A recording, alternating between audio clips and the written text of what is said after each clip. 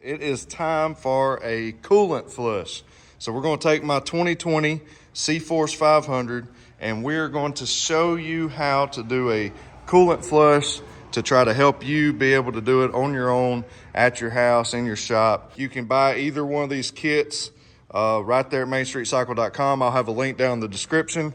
And hey, while we're at it, make sure you leave a comment right now. Tell me which one you're going to choose. What I'm going to do is I'm actually going to flip a coin because look, I like both of these. I've ran these both, the Engine Ice and the Coolant. I love them both. So you can make your decision on the website. I'm actually going to flip a coin because it's got both great products, and we're going to find out through a coin toss. Now, one thing though is we offer the additive from VP Racing, and it's on the website. So if you're a fan of that, you can get that. But here at Main Street Cycle, man, we're big fans of this Kool-Aid because we've been in business for over 22 years. Main Street Cycle has, rather. And the Kool-Aid stuff, absolutely awesome. I mean, they've been into racing. Grew up racing. All kinds of stuff that they've been involved in with different types of machines. But as far as in the power sports world, this Kool-Aid, proven stuff to us. The Coolant, absolutely awesome stuff.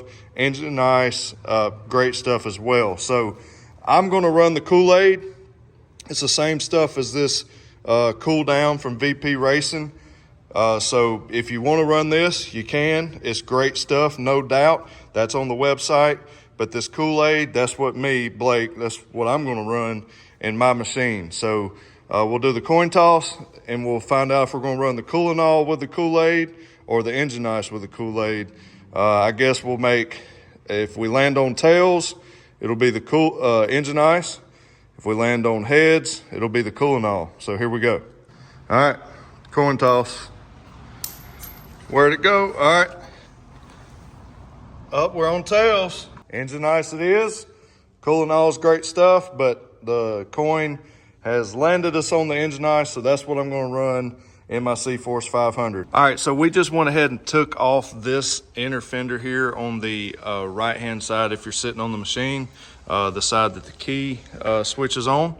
And that's just simply giving us a little access so that we can see our reservoir tank here. As well as if we wanted to, we could take the time while we're taking all this apart to do a deep clean on our radiator. And I highly recommend that you do this, especially if you're guys that's riding a lot of deep mud and stuff. Or listen, a lot of people have a misconception that their radiator stays clean because they never mud ride. That's not the case. If you ride in a humid climate and you ride in a lot of dusty areas, you're going to get a plugged radiator eventually. So you got to flush this thing out, washing it out, all the corners, all behind the fan shroud, all that stuff. So a good way to get to that is to remove these inner fenders and flush that out. Never use a pressure washer because you don't want to bend the fins and all that. You just want to really get a good flush through the radiator fins. So anyways, what the side we really need to get off is this side on the gear shifter side.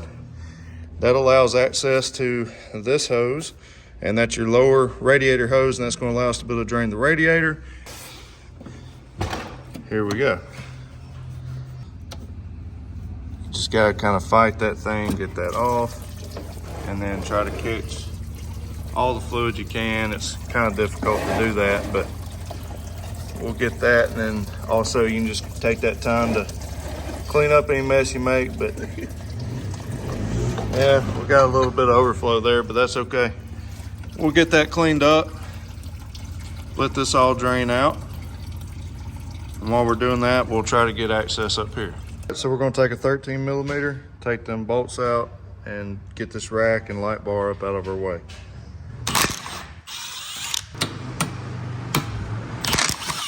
All right, so we took our rack off. If these snorkels wasn't here, it'd be very simple just to pop this off and slide it up, but it is hard piped underneath here, so that does cause some complications for me.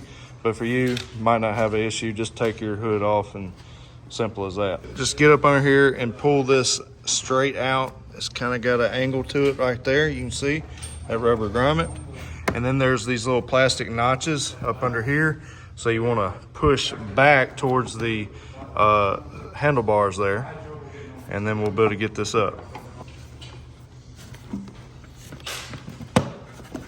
Yep. It's probably about all we're going to get on ours. That's not good. So the way that I snorkeled mine, I used silicone and glue here and made it hard on myself, but I just wanted to make sure it wasn't going to leak. But we've got it pulled up. Luckily, I left me enough slack. And again, if this was something that, you know, if this was a machine that wasn't snorkeled, it'd be real simple. But luckily, Mr. Harmon's going to get us fixed up with a funnel here that's going to allow us to not have to disassemble my snorkel kit. But anyways, when you do crack the top open, the cap here, it's going to also allow air to be able to vent better so that you can drain the rest out there.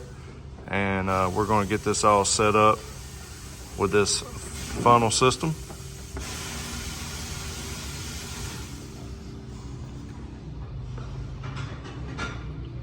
Boom. There we go. So that's going to work great for me. Again, this will be a lot less complicated for many of you who do not have a snorkel kit. Also, while we're at it, Harmon has taken the floorboard out so that we can easily get to the water pump drain down at the bottom. We're going to pull it out some and take this 8mm bolt out that has the copper washer, drain the engine of all the coolant. All right, just break that loose. Now Mr. Harmon's going to take the bolt out the rest of the way by hand. All right. Let it go. And we're gonna let that drain out.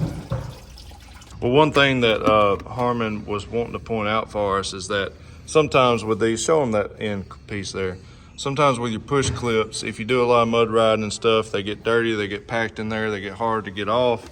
You get frustrated and you just want to cut them. Well, go ahead and you can order a pack or order you several to keep on hand. You know, you never know when you might want to just replace a push pin clip, body panel clip. That's these right here.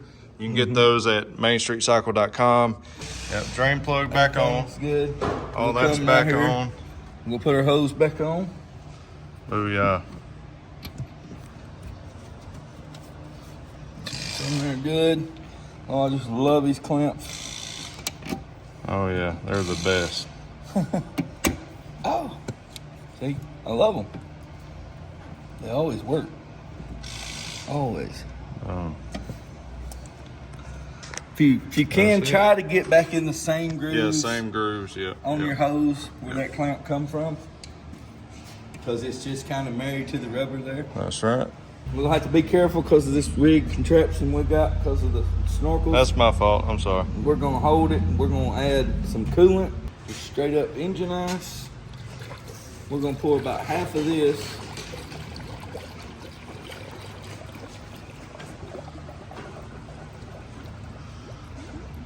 Because we're not only putting engine ice, we're going to do the Kool-Aid too. That's right, the good stuff. So we're going to pour about half of this in it.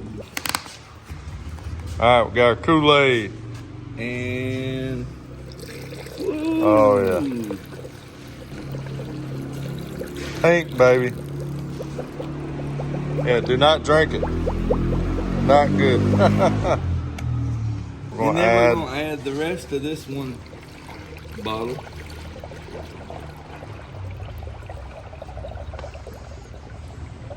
Get that topped off there. And it's going to burp and bubble and take what it can. It's quit bubbling, as you can tell in our funnel, you still got a little bit. So what we're going to do is we're going to turn the machine key on. Reach over here, make sure it's in neutral. Lights on. And crank it. And now we're just going to let it run and let it do its thing. Heat up, fan come on, fan go off. If this may go down, if it goes down, we're just gonna add some to it till it's full. Yeah. All right, so we have done 2 heat cycles so far. Fan come on, everything's looking good. So We've let the system burp out any air. It's pulling it. It's doing just like it should. Get the cap on it. Now we just got to... We're gonna crank and let it run while we finish putting it back together. All right. That way we can verify everything. We're gonna go to buttoning everything back up. So that's gonna do it for this video, guys. We're actually a few days after when I really originally filmed this video. And I wanted to explain real quick as the outro that we tried to keep this as basic and simple as possible. The method that you just saw us do with Harmon is not the full method of what we normally do here at Main Street Cycle. We just want to keep it simple and basic for anybody that feels confident enough to do their coolant flush at home and not have to bring it to the cycle shop. But of course, if you're within driving distance of Main Street Cycle, you know that you can trust the professionals here to do it right, get your coolant flushed, and you'll be well on your way to protect your engine, keep it cool, and running at its tip-top shape.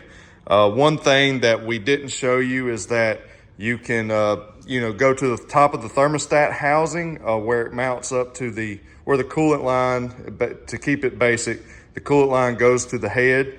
In this case, it's a single cylinder engine, so there's one hose, goes to the head. There's a thermostat housing there that has a bleeder screw on it, and you can crack that screw open, but it just lets the coolant flow out, lets all the air burp out. But in this case, we didn't have to do it, and a lot of times it's really not necessary. So that's why we didn't show you.